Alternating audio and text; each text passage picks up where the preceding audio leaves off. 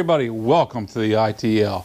Yeah, you see it, we're in the garage. It's cooler weather setting in, and it's kind of setting me into the garage a little bit. And not too bad today, actually, but with the wind, it's not a lot of wind, but it's enough to make it chilly. And to be honest with you, I've been feeling this last week, the hair over a week, I really shouldn't be out in it. And so I'm not going to be. And which also, the way I've been feeling this last week is actually determine how I'm shooting this, how I'm doing this ITL.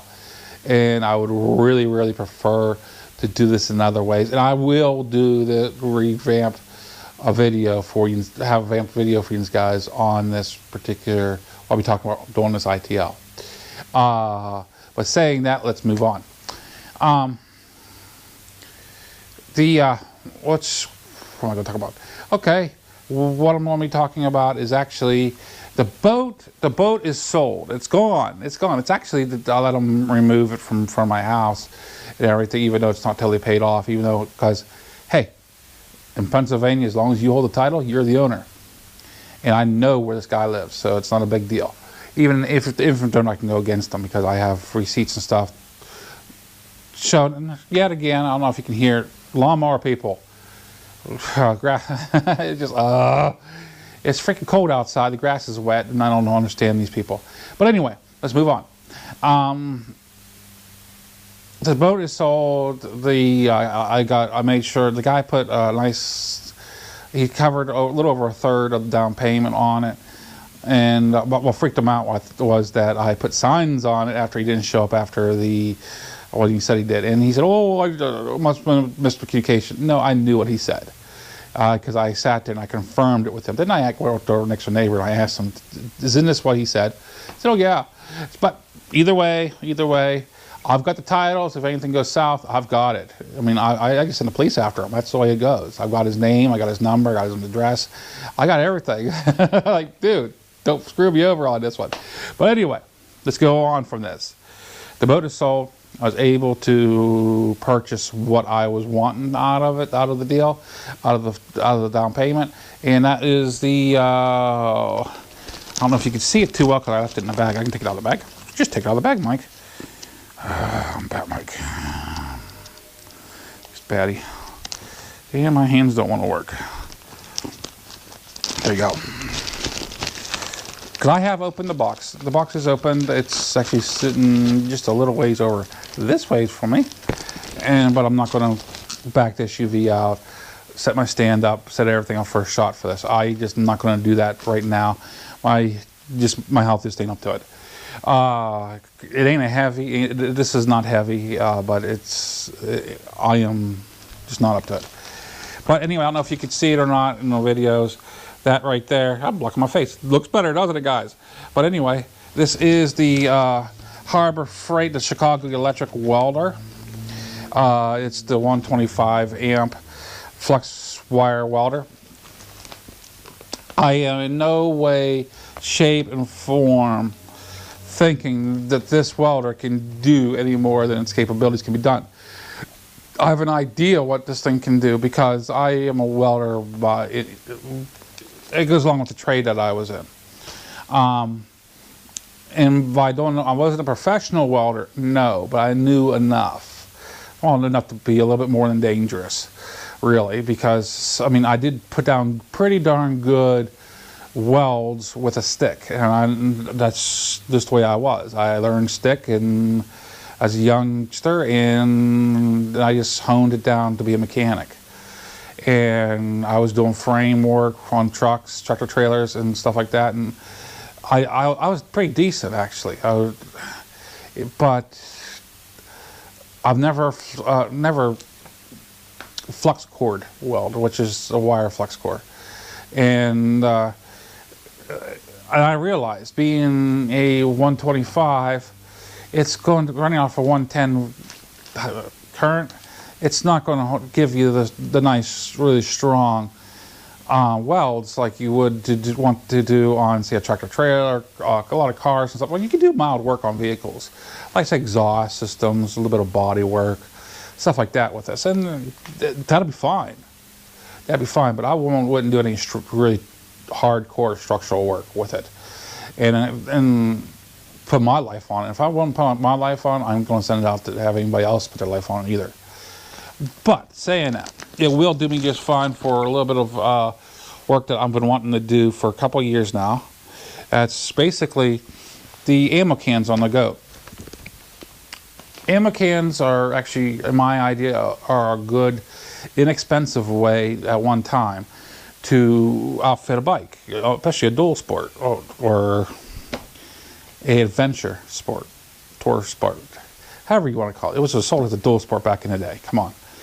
And but mine's getting a little bit long on the tooth, and they've been laid on a few times, so they've been twisted and they've been gnarled, and so you could say, yeah, well, why don't you just go ahead and buy some new cans? Well, I found out they're $80. They start around $80 a can to be ordered and shipped, plus shipment to your house. And those cans are not new. These are old, used cans. And I'm like, no, that's $160 just off the top of my head, doing Mikey math, and then plus shipping. Then you got paint, and you got everything else, and like, no. And they're not even guaranteed to be any like new shape. They're just, no, I ain't playing that game.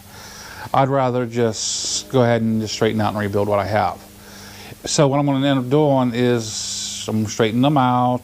I'm going to fill in the little holes and stuff, because through the years they have gotten a little rusty on the bottom. I'm going to take all that scale off, repair all that, then I'm going to fill in any type of little holes that will show up, and then I'm going to support the inside. I'm going to remove the angle supports on the outside, a lot like Navy Thomas 8 did on the outside of his cans. Even though he put these on, on Barbie, he removed the outside supports. I'm going to go ahead and do that. And yes, I know that would weaken the outside, but I'm going to add supports on the inside.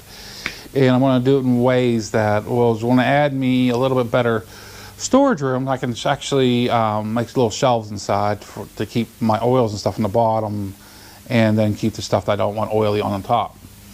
And that'll work and make me a little bit more organized, you know. And that'll work just fine. And then it would add structure to the cans themselves. So I'm going to go ahead and do that. And my phone is just ringing, dinging like crazy. Okay. But I mean, this welder, first opening, I'm not showing you the opening of the box, and I'm not showing. I'm going to pop up pictures of the welder or one similar or one just like it up on the screen for you guys. I opened the box up. I was kind of fearful on opening this box up, actually, because I didn't notice it until after, on the way home, that this box was damaged. And luckily it didn't get any further than just the box, because I opened it up and looked at it, and it's all fine. But they did a real good job keeping it seamed up, so you didn't really notice it when you pulled it off the shelf, unless you're really looking for it. But this is not just a welder, this is a starter kit, which is not really advertised as it, but it really is. It's really a starter kit. It comes with the welder, the 110 welder. It comes with the wire for it. It comes with the connected electric tips inside the gun, an extra one of those. It comes actually with a makeshift, and give me 1 second, I'll actually get that right here. But yeah, it comes with a makeshift, what they call a wire brush and hammer, slag hammer, which this is it. And I'll be honest with you, would I use it? Yeah, I'll use it for what it is. If the wires start coming off of it, it's not a big deal. I got wire brushes all over the frickin' place. The slag hammer, I don't have one, and I'm planning on making one, actually. It's a project I'm going to do this winter time, and I'll just take you guys along. It's a simple project. All you use is a couple bolts and a grinding wheel, and then a welder to weld it together. It's really simple. I used to have a couple in my toolbox, actually, back in the day, whenever I was a mechanic. And after I started making them, other guys in the shop started making them, because, I mean, even though the hammers were cheap, they're in our eyes, a disposable item. We were always leaving them laying around. They're always being picked up or swept up or something. They're always lost. And a few bolts thrown together, it was nothing. It was just, if you lost it, you lost it. It's not a big deal. You just make another one. It only takes a few minutes. And a couple dollars, just a couple dollars worth of bolts. But this has a little metal tip on it, where they call it for the sag hammer, and got the willow wire brush. And this doesn't have really a lot of bristles for the wire brush, but we'll see how it works. Interesting how it's got a little piece right here. We'll have to take a look at that. But anyway, it comes with a face shield. Not a helmet, a face shield. Just kind of supposed to hold up in front of your head, face, and I'm pretty sure it has number 11 tint, 10 or 11 tint to it. You got to put it in, and it's flimsy, it's cheap, it's not really kosher to use in my eyes. It will work though, it will work. And more than likely, I'll end up using it once or twice just for small, just to make sure it works, the whole setup works. Because I don't have a welding mask right now.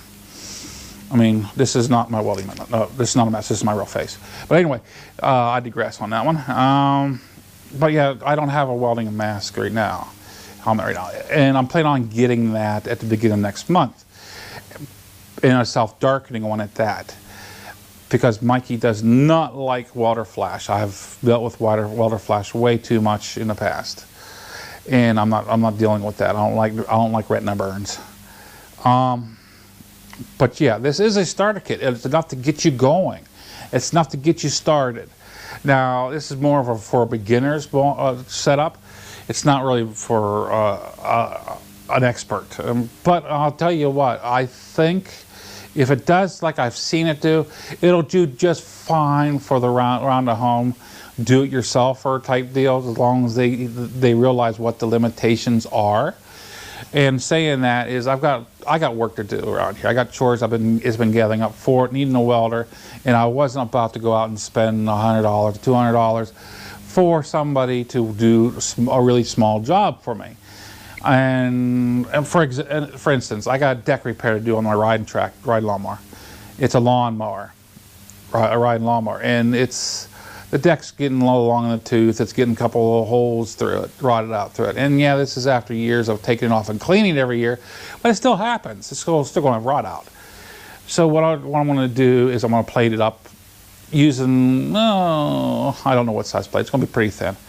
And I'm going to weld it up with this and make it go longer. I mean, use it up. Why spend money? Because I priced actually the deck for my ride lawnmower, and I was really shocked to see it was right around between $300 and $400, maybe a little bit more in certain areas.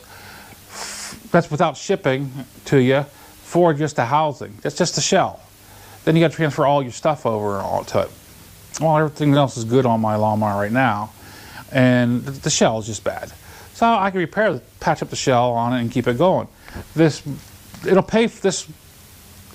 welder will pay for it in the first time I use it.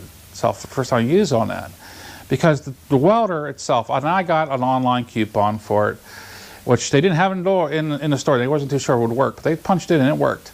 And I used an online coupon for it, and it went from $114.95, well, $115, down to $95, $149 something. And after taxes, it took it back up to $101.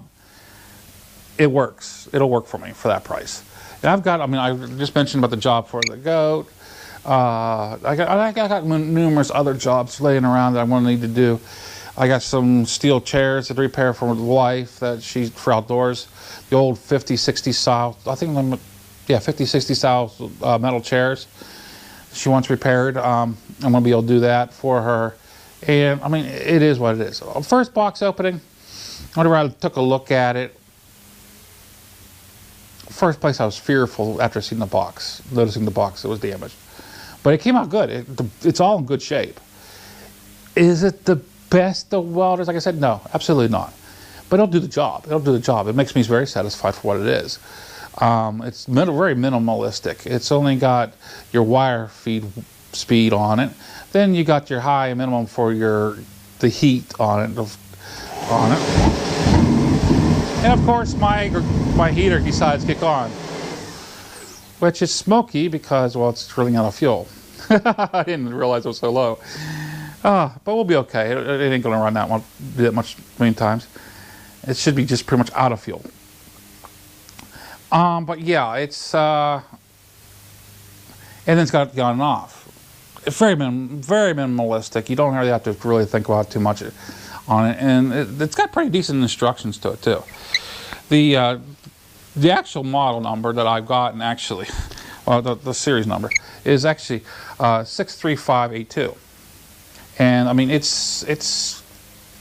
is good for what it is. Would I recommend it to anybody? Yes, I would.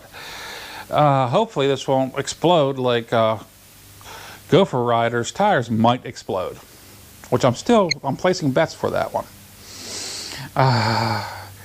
But yeah, Harbor Freight, Chicago Electric Welding. It is what it is. It's a cheap Chinese company. Do you trust? It's all up to you if you like Harbor Freight or not. I don't mind it.